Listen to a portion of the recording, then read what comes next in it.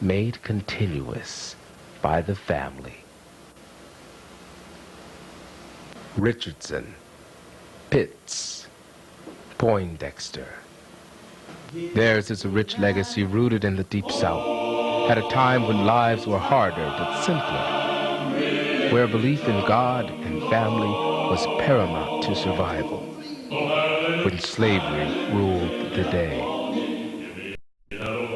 In slavery time, and my grandmother, Nancy, she was sold to the Richardson, and she went by Richardson, but her sister went by Simmons, but I forget what her sister was named. And it was just two sisters. And they raised up a whole lot of children over there on the ridge. And they went from there everywhere. My dad had a brother Fleshman. He had a brother Jeffrey. And they went away.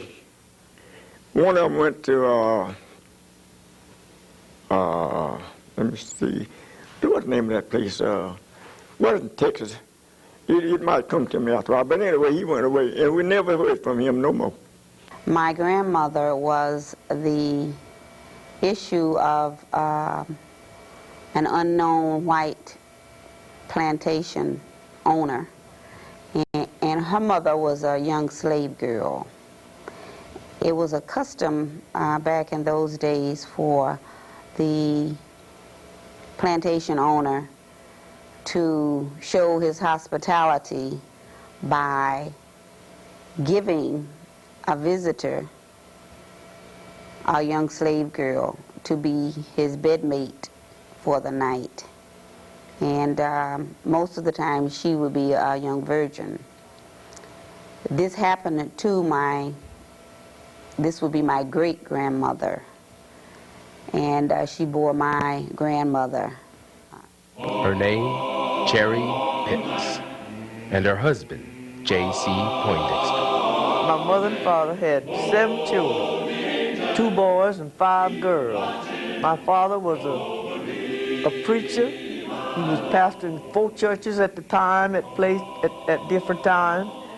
And my mother was the homemaker. She stayed home and took care of the children.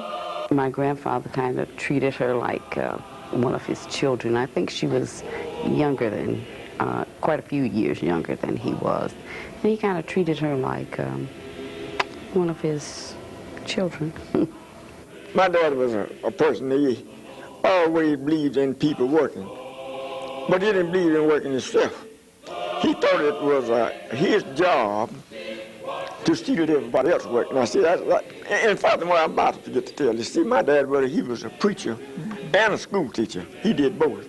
He preached and he taught school also. But when he was around the house, the only thing that he did was look for something else to do. He owned property there in Alabama, but the whites didn't feel that blacks should own property. So it was illegally taken from him. Everybody in the family went 2 miles from home to work because my father had lost the place he bought, and they took it. They went to Selma. The brothers of the man that sold him this place went to Selma and bought his contract and took that land away from him, and he had to leave there. Loss never dissuaded J.C. and Cherry Poindexter, and their 7 children grew up knowing the value of work, and more importantly, the value of family. Their names, Johnny, Rosie, Lula, Irene, Willie, Sharitha, and George. George is the youngest. That's him. And he was always wanting somebody else to do something for him. And he was petted. And Lula was next. And she ran away from home and married at the age of 17 and left all the rest of us at home. And I'm next. Well, I was the slowest one of them. But I followed Rose until she graduated from school. She graduated from Selma University. And my sister Sharitha was next. Well, she's the one that had to stay home and take care of him and take care of the one she brought in the world.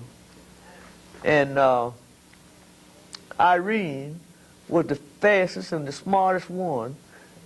Papa would always take her out of school and carry her to his school after she got up some size to have concerts for him. And finally he had me to come do a concert with him. But he never would get Rosa to do nothing because Rosa was too, I don't know what, that's the oldest one now. I knew Aunt Willie very well. Also, Aunt Willie lived in Cincinnati, Ohio. And my father every year would travel to Cincinnati or to West Virginia to visit his sisters. And growing up, in fact, when I was very young, I went to school in Cincinnati, Ohio. I went to high school in Cincinnati, Ohio, and I stayed with my Aunt Willie for approximately 2 years when I was going to junior high there. And I recall her working in the bakery at the time. She was a baker for one of the largest hotels in Cincinnati, Ohio. And quite